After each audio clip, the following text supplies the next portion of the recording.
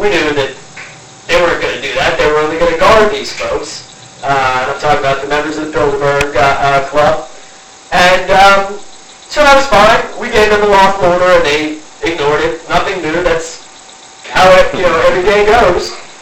But we made a statement that later that weekend at Bilderberg, through InfoWars and Alex Jones, he didn't really want our message to get out, but I got it out on his network anyways.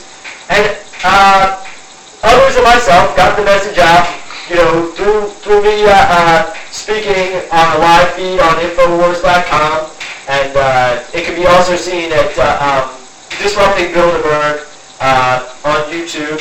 That's just the title of the video. And basically, we said we got all the evidence in the world that the folks inside the Bilderberg conference are guilty of treason. And now all we need to do is figure out how to hold them to account. So we the people need to come together in groups. We need to come together in groups and figure out how we're going to do this. I mean, it can be very simple. I know how to, and I've done it many times before. I've seen it done in front of me. But, I mean, we can shut down government meetings very easily. We could show up and take over FEMA meetings. I've been to multiple FEMA meetings. I think, it really catches them off guard when I show up. But say 4 or 5 other folks showed up lawfully carrying their weapons with their video cameras. It takes such a small group of people to get things really done. I mean, as we were saying before, if we could guarantee, I mean, there were thousands of folks out at the Bundy Ranch. If we could, get 300 folks out, to stand and surround the Federal Reserve Bank, the same kind of folks, armed folks, militia men and militia women out there, we would be on the front page of every newspaper around the world, and that would be the first steps of gaining control. We have to do this in a certain way. We need to do this publicly. We're saying we have the authority, and what's the only thing? And they can't deny it. We've got their fraud on camera. They can't deny it. They're committing treason on camera. Nobody can deny that. So we're at a standstill because they're gaining more power each, day that they carry out treason. And each day they carry out this fraud against us, they're gaining more power. Why is that? Because they've got the guns. That's it. So when we contact the police and say, you've got to turn over your guns.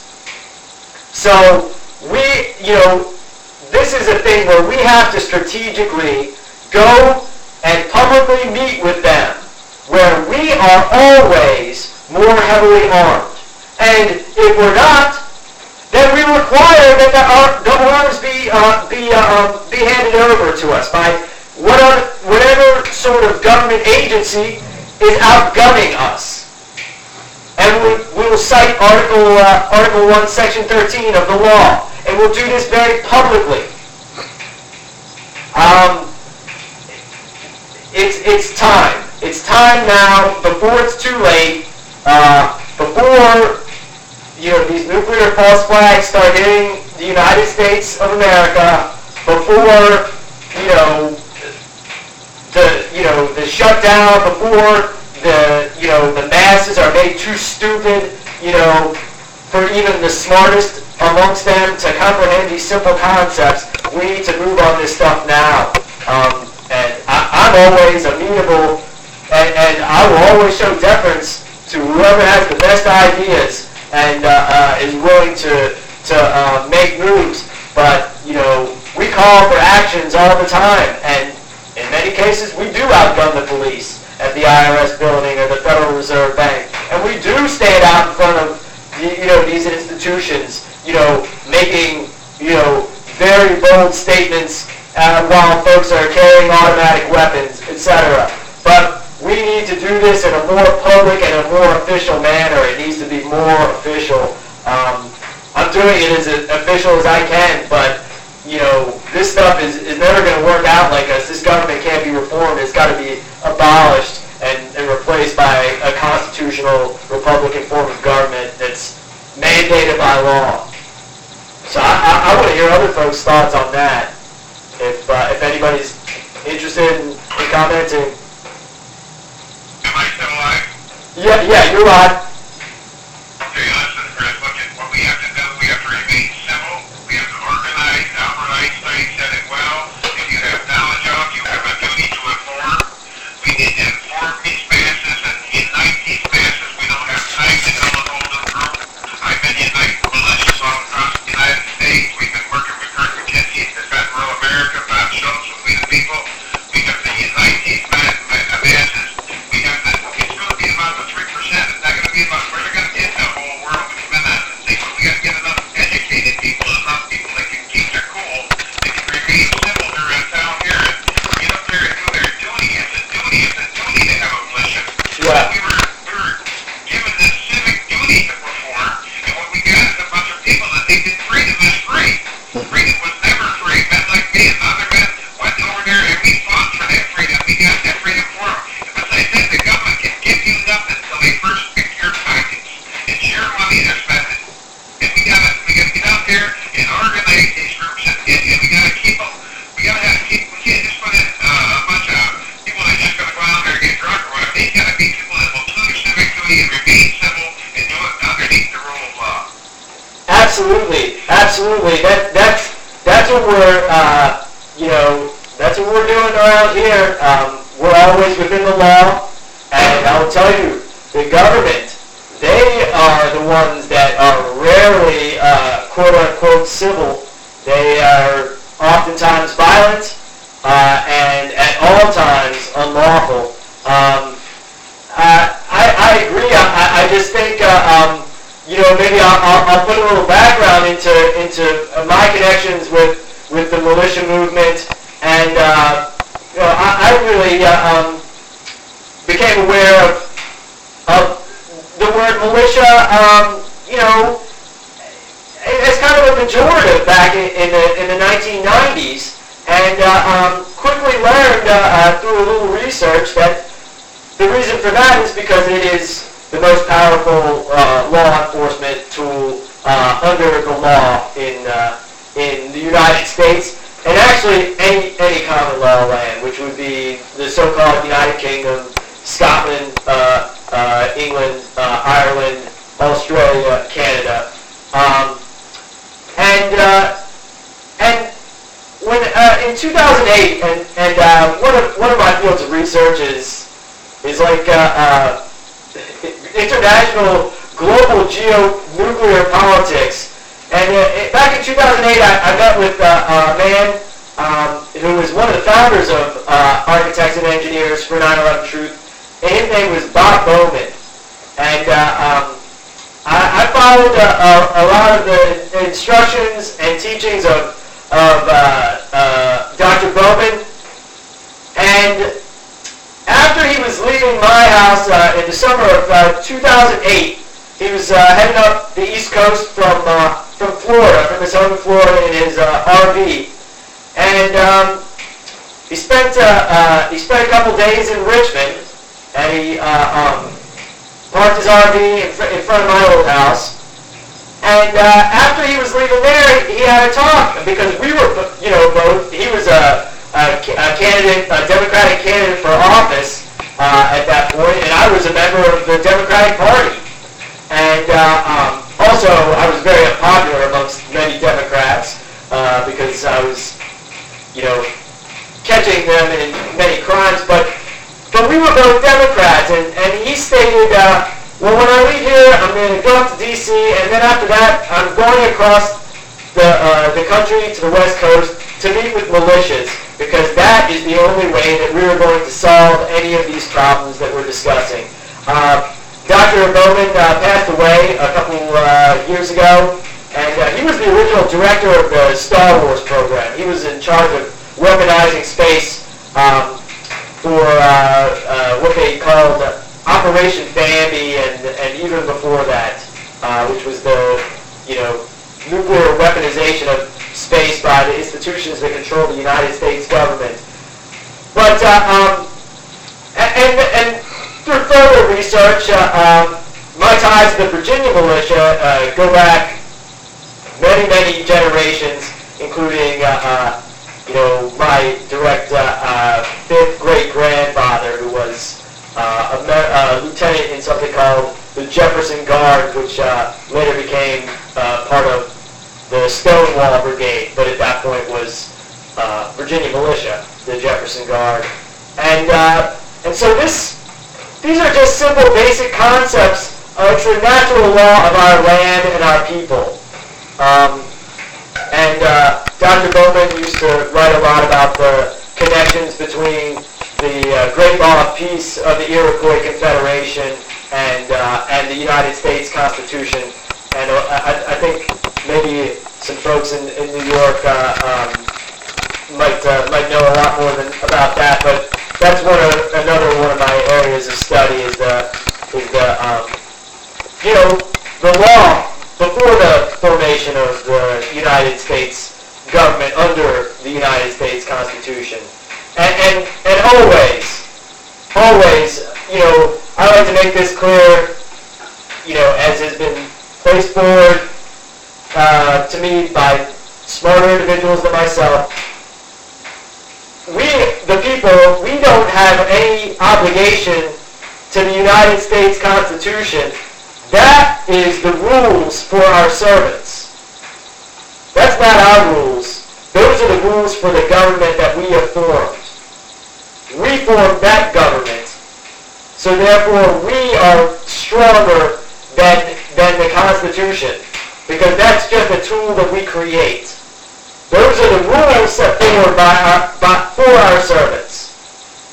Let me jump in here a second on that. Now, the Constitution is the rules, but the Constitution cannot defend itself. When people fail to realize that freedom is not free, and they fail to defend the Constitution, then that's when we lose our country. And Jefferson put some of these things really well when he said that he didn't intend us to have a democracy in the first place. He said when we forgot our history, we probably lost our country. He said, I leave you a republic, but I doubt you can keep it. And this is where we're at in America today. We're going to keep it, but the filter that we're sending for this common core crap that we're sending to school here are not being taught any history. The republic's already lost. I mean, a definition of a republic is a government owned by and for sovereigns. It's for, those who, self-rule. I mean, we don't have anything like that. We have an absolute, complete nanny state. Nanny. Yeah, go ahead. I'll do you one better. My kids are just recently graduated from school. My youngest is 19 now. And neither one of my boys knew how to read cursive until I taught them.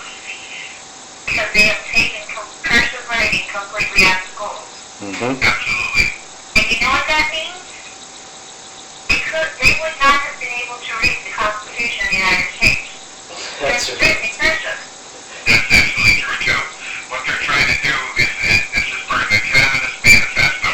They want to give you the health care, they want to educate your children, and when they get all done, they're going to it'll be the downgrade that the United States is going to have them fast. We allow this to have them fast because they're trying to control food supply, health care, and knowledge. That's what they're trying to control. Well, And we cannot let them get away with it because they're after what they want is they don't want just control, they want complete control. I started talking on what Chris said there about the Indians in the North Country and the gun control issues.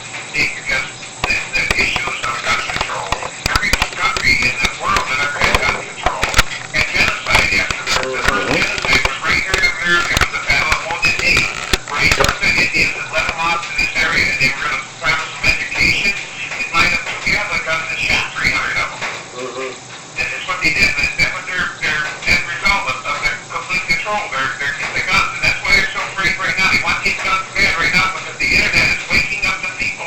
We're waking up the people at a rapid rate. They're getting a little education here on what's been going on in this last years. They're finding out that in the 1930s they passed a law of confiscate the gold and still That's on right. today. Seize your gold. If you're talking about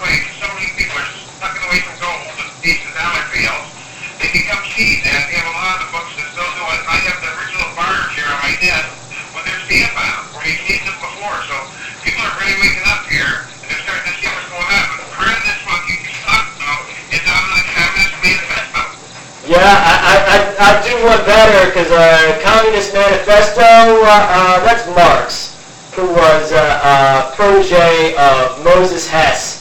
And this is, yeah, I mean, it definitely is communism. And I think this, you know, a lot of this stuff was also covered in the protocols of the learned elders of Zion. And, you know, a lot of folks say that that was a, you know, like some sort of manifested and falsely attributed documentation by so-called Tsarist white Russians. But if in fact that was, which I don't think that's necessarily the case, they certainly were, you know, more prescient than Nostradamus ever could be. And that's what we have right now. Yeah, it's communism, that's for sure, which is just another arm of this Zionism. Because again, the institutions that controlled the Soviet Union, they were the same institutions that were controlling the United States government, the same institutions that funded the Nazi war machine, they funded the Soviet war machine, they funded the United States war machine, and it's just, you know, a right and a left arm, you know, where they, you know, play these different political constructs off against one another. Chris, do you know what they say when they get your guns? They say, get on the tree. Get on the tree, you're going to the ovens. Yep. There's been 64 million people on this planet that were led off to the genocide between Russia and China and Germany and all these foreign countries. There's more people than were killed in the foreign wars, and they took to those ovens and took to the slaughters and the burial grounds where they just shot them and put them in the trenches. I want to take that concept and I want to focus on something that's happening right in front of us, and it's being shown on the nightly news. And this ties in with Ferguson, and I know Barbie and I have talked about that subject before, and she's you know, been boots on the ground there, but stuff that is stemming out of this Ferguson, you know, the so-called like Black Lives Matter movement is this mass surrender. This mass surrender, and I'm not really sure about the story and all of the, you know, side stories that came out of this Michael Brown incident, but I do know that we're catching the police shooting people who are unarmed with their hands up. And I do know that they're having these mass marches and rituals where they are blocking streets in our hometown, or not my hometown, I'm from Hagerstown, but the town I live in, Richmond, where they're blocking the streets, and the police are the ones that are actually doing this, but they're lying down in the streets. And what has led up to that is the constant refrain and chanting of hands up, don't shoot. So these folks are being surrounded by the police, and they're being marched around the city with their hands up, saying hands up, don't shoot. Then they get down on their knees and chant hands up, don't shoot. And then all the time being surrounded by the police, what's the next thing they do? They do these ritual die-ins. So they're saying, like, oh, we're being wronged, and we'll be wronged, and our reaction to that will be to surrender. And then when the surrendering is not good enough, we'll get down on our knees and surrender. And then when that's not good enough, we'll just die. And that's what's happened, that you have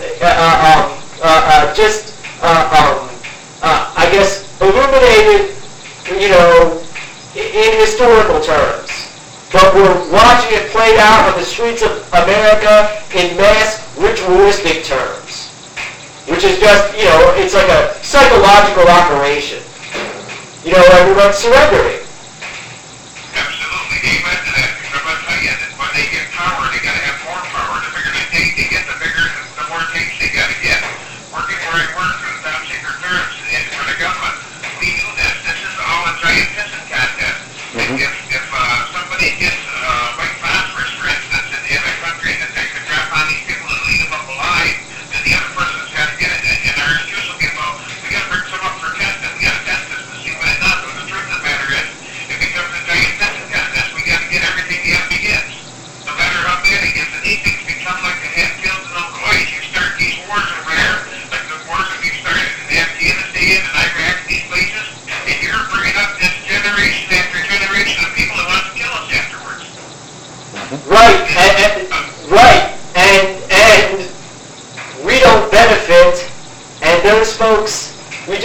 tell them who to go after.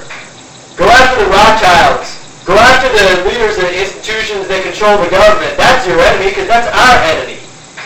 And yeah, I agree that this always brings you back to Article 1, Section 13, where it says, and we can even reference, Mao, and I'll paraphrase Mao, where he says, all political leverage comes at the barrel of a gun.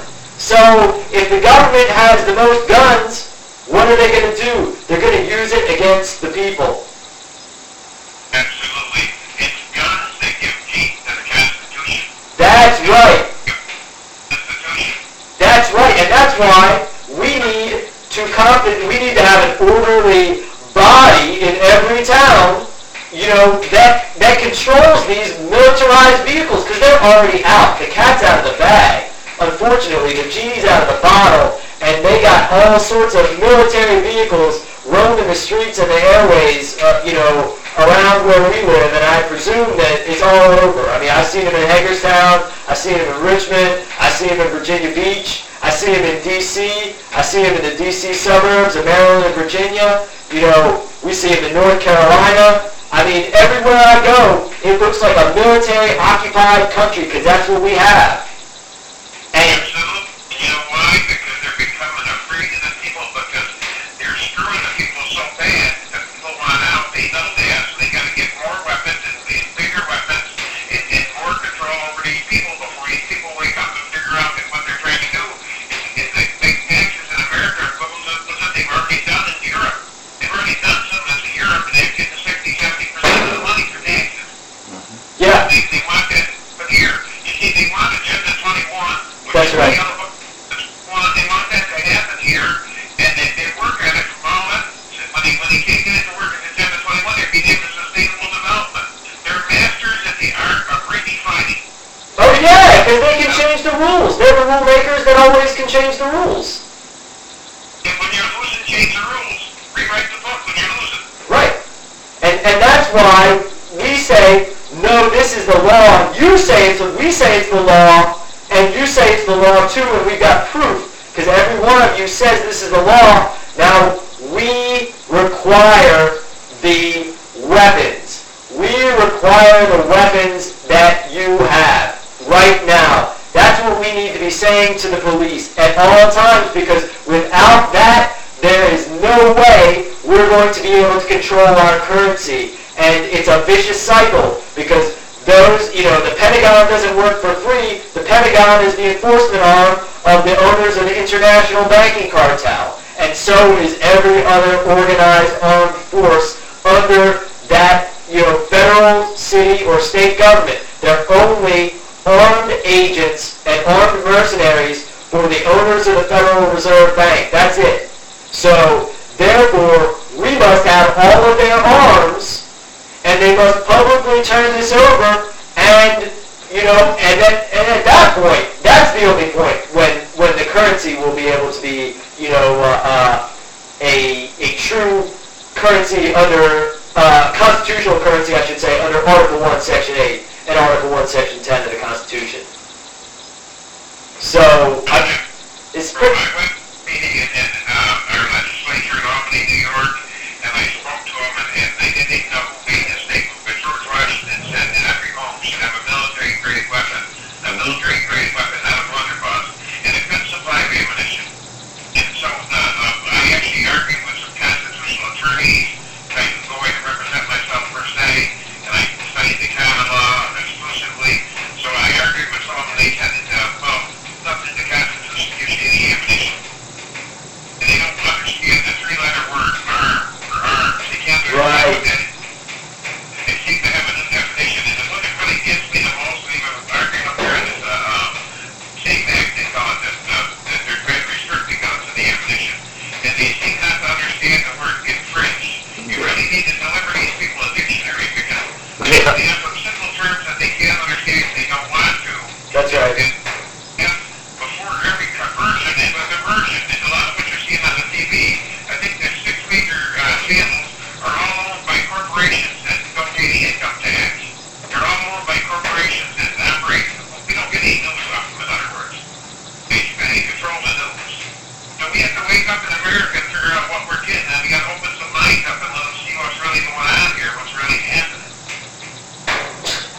Absolutely.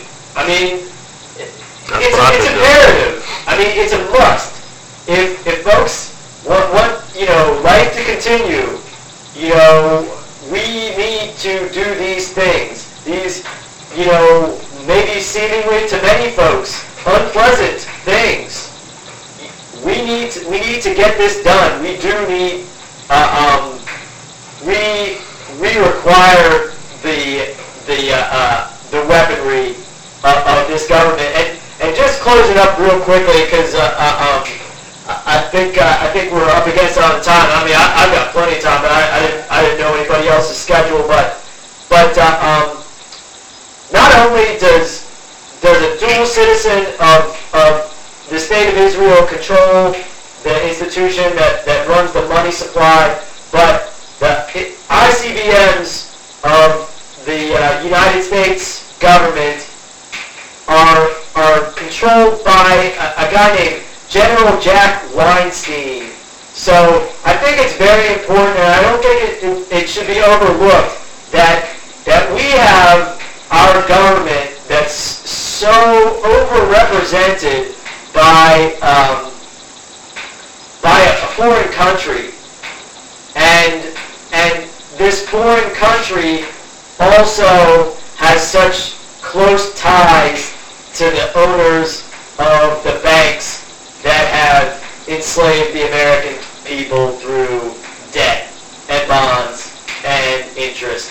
And I want to throw the word usury out again, because I know what words mean, and I know what law books are, and one of the law books I use is the King James Bible, and there's a lot of stuff in the King James Bible that speaks out directly against usury, and the U.S. Constitution and Virginia Constitution indirectly prohibits usury, and I wanted to throw that out to folks because basically it's just a usury system, and I don't feel like using people, through any sort of ploys. Therefore, I'm unemployable.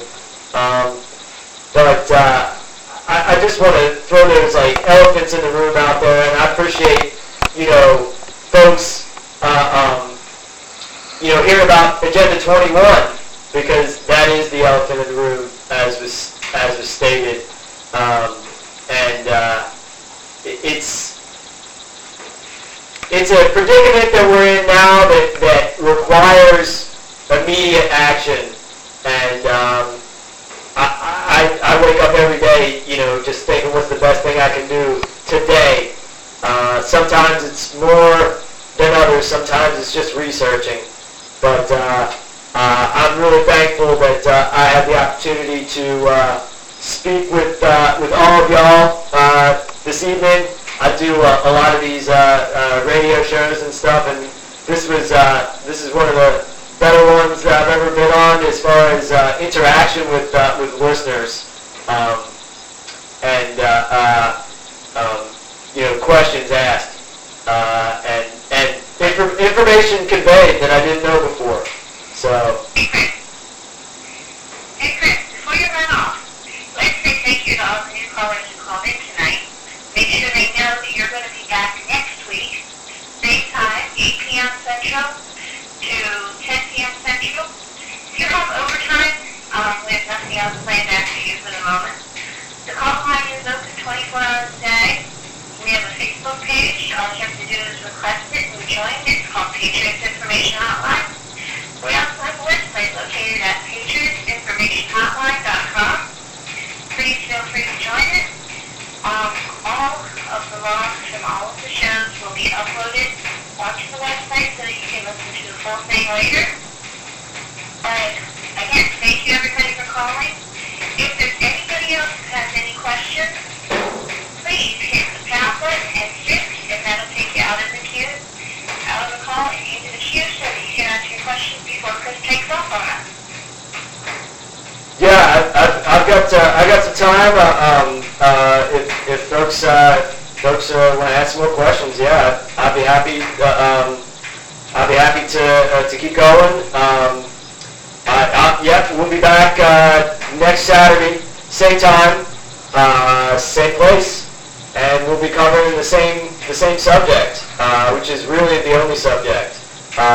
If one's involved in politics and the money, banking, and militia issue does not come up, you're involved in a controlled opposition movement, and it's a waste of time. So, Hey, Chris? yes. You have a question here. Hold on a second. Awesome. Go ahead, caller. You are now engaged. Hey, what's up, Chris? Greetings. Well, let me get Carnegie. How you doing? Hey, how's it going? Hey, Carl. Another day in paradise, so I'm a little late to the party, but I was out doing fine dinner, and I kind of got in on the last few minutes of this interesting what I've been listening to, so it's pretty interesting. I was just curious, Chris, your as far as your knowledge and your background is, I mean, obviously it sounds like you're pretty well versed in the Constitution, such as I was just curious as to what your take is on as far as the militias in this country being infiltrated by Big Brother and the alphabet. Oh, yeah, I mean, I think pretty much as soon as something has a name, it's infiltrated. We have these little tricks and tactics we use where we're constantly changing names of our organizations. And, but yeah, we've different organizations that are militia related, if not, directly, spouting militia propaganda and acting as a militia. We've had FBI agents infiltrate them. There's video in a number of different places. It's been removed from my YouTube page, but a Secret Service knocking on my front door. This is while I was a candidate for public office, attempting to set me up and drag me off. They were not able to do that. But yeah, I think pretty much, yeah, it's infiltrated. I think these counterintelligence programs are, I mean, this is what they do. It's pretty easy. I will say, with very much confidence, one of my areas of expertise is counterintelligence programs in the current political structure of United States freedom movements, both left and right. I've been involved in left, right, center, you name it, political groups, and they're all infiltrated. I see the same folks. We identify them. We will call them out, like, right on camera, like, you're a threat. You're getting paid by this organization and that organization. It's being led down the wrong path, and maybe we can segue to this, like, where they'll put out a good idea. Like, the militia movement will have a good idea. An armed march on Washington. Okay, let's march on Washington. Let's do it. Like, my family's been around the region, the Mid-Atlantic region, for about, 400 and some odd years. Yeah, it's time. That's my turn. Let's do an armed march on Washington. So how do they take that good idea? The Operation American Spring, it starts popping up, and they start taking these kind of like, fringe Republican legislative agenda ideas, and they start associating that with, the Constitution being reinstated. And then we'll have another actor who I know is a paid agent of Russia Today called Adam Kokesh. And he says that he's going to organize a armed march on Washington around the same time, the 4th of July and all this other stuff. So then folks start going like, okay, that's a good idea, but let's do it this way. Let's do it the smart way. If you're going to do it, let's do it the smart way. So what these counterintelligence operations and so forth do, we have this with the Occupy movement, we've had this with the Tea Party movement, is that they run these ideas and institutions into the ground. They take the powerful idea of the militia and they neuter it. And it ends up being one guy who menacingly stares at a camera and pumps his shotgun, and is allegedly arrested after that point. What purpose does that serve? None. It's counterproductive, and that's why it's done. Well, I've been doing I've been doing a lot of work. I live in Arizona for the last 8 years now. I've been doing a lot of work on the border when it comes to working. I don't necessarily work with DHS because I've had conversations with past inmates. For example, first time about 6 years ago, I ran across a guy and he was all, "So what are you doing out here?" I said, "It's none of your business." And he goes, "What do you mean it's none of my business?" I said, "It's none of your business." He goes, "Well, why don't you elaborate?" I said, "Well, I'll elaborate this. You got to remember one thing, pal. You work for me, I don't work for you, okay? I am a honorably discharged United States Army veteran. I'm a patriot. I'm a goalkeeper. I'm a 3%er. And quite frankly, you're on my land. This isn't your land. This is my land." So, over the years, doing stuff on the border, I don't shift my attention too far outside the state of Arizona. But I hear all these delusions of grandeur about, and you hit on, we're going to segue, this is actually having an armed march. When do you see that happening, or do you ever see that happening? Well, I think it can be very easily done, but I also think that it's not necessary to be done. We don't really need a march.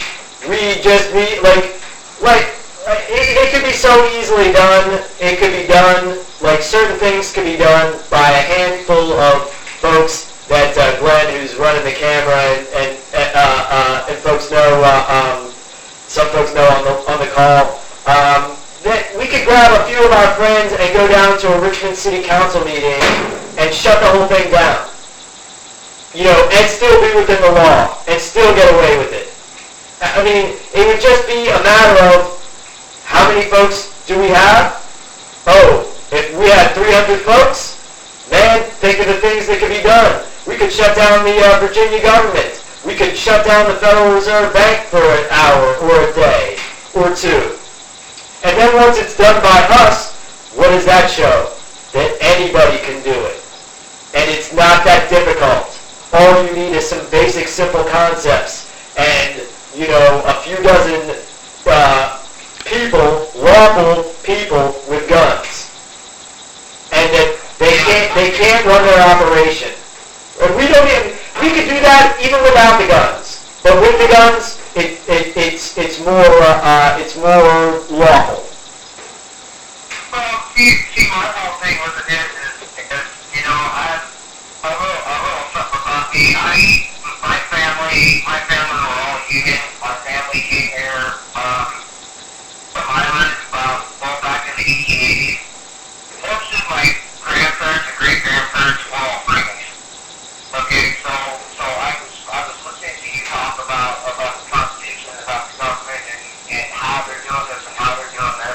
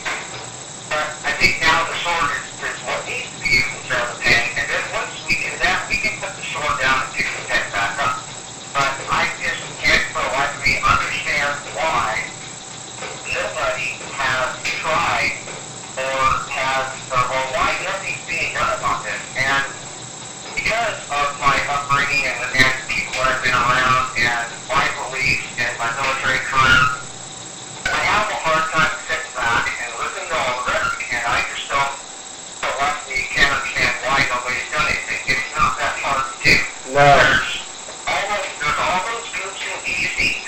If you went in D.C. with 3%, if you took 1 million armed people and went in D.C. and shut D.C. down, this whole problem would be over with. I agree. I don't even think it would take. I don't even think it would take that much. That many folks. I really think that COINTELPRO, that's powerful. It is a powerful thing. But that's what we need right now, because we're right now, this country are no better than the Jews that were left to slaughter. We're no better than the Russians that were set to gulags. We are so gummed up and equalized by the media, which I already talked about. All the media, they're all owned by the corporations. They're all part of the big picture. There's two umbrellas running this country, and there's two umbrellas that are running this world. And right now, the lefty dodgeball guy has the other umbrella. He's the one that's running the show. Now, I'll tell you what. When I served, I was anti-communist. But you know what? I would sit down and I would buy Vladimir Putin a steak and lobster dinner and get drunk with him and shake his hand and thank him for having the ball to stand up to somebody that we should be standing up to ourselves. And for the life of me, it pains me. You don't understand why. That's why I don't get up on these calls and I don't get involved in the politics, because I understand the Agenda 21. I understand the International Monetary Foundation. I understand all this stuff. I've been awake since I was a young kid. But you have to do something drastic in order to make a change. There needs to be a revolution in this country, and it needs to happen as soon as possible. Because if Barry keeps on doing what he's doing, when Barry's gone, I think it's just going to go away. Because ever since George Bush and Clinton and Little Bush pushed everybody down the basement, and Barry's been walking around stepping on everybody. And what do you think the next person's going to do after Barry's gone? Worse. They're going to do the same thing. They're going to keep stomping on people, running along the FEMA camps and all this and all that other stuff. But it pains me, my friend, to sit back and not be able to do anything about it. I'm one person, and I can go do something, but what are they going to call me? You'll see me, a picture of me and my dead body on the 6 o'clock news. Oh, yeah. To go after some people that are low-level people, I mean, it's not worth it. That's why it's important that all Americans that are tuned in and know what's going on, regardless of what the FBI or the other alphabet here, we still need to do something. If the only thing that's going to save this country, my friend, is an armed movement, and I don't believe that should need to happen, but I know it has to happen because of what I know and my upbringing and stuff. So, if the Jimmy does peaceably, more power to you. I mean, there's shots and stuff like this. Well, I was just thinking of some tactics, as kind of a tactical movement, and how small these groups could be. This is something some folks and we've been discussing, but it's an old tactic. Each town could be taken over by probably a group of like 20 or 30 folks. I mean, really, because there needs to be a larger movement. But if anything were to go down against the interest of the people's representatives, or the militia is how they're being recognized, I mean, where would it come? There would definitely be a chain of command that these orders against the people would have to come down from. So then there would always be a group of about 20 to 30. That would be a minimal number, I would say. They could surround the house of anyone who would possibly be giving out that order, which would, unless these folks wanted to have, the next stage of engagement, clarified for them, would prevent them from acting against them. And then, therefore, we would go on even a more offensive, and we would surround their house and make demands of them. I mean, it wouldn't necessarily be their house. And we've, some of us, and it was only peace activists, so-called peace activists, but we've surrounded Dick Cheney's house. Now, I always say this to folks around Virginia when we start talking about the day that we surrounded Dick Cheney's house. And I said, oh, well, yeah, that was a bunch of peace activists. But imagine if it was more than me that was just carrying a gun that day. Imagine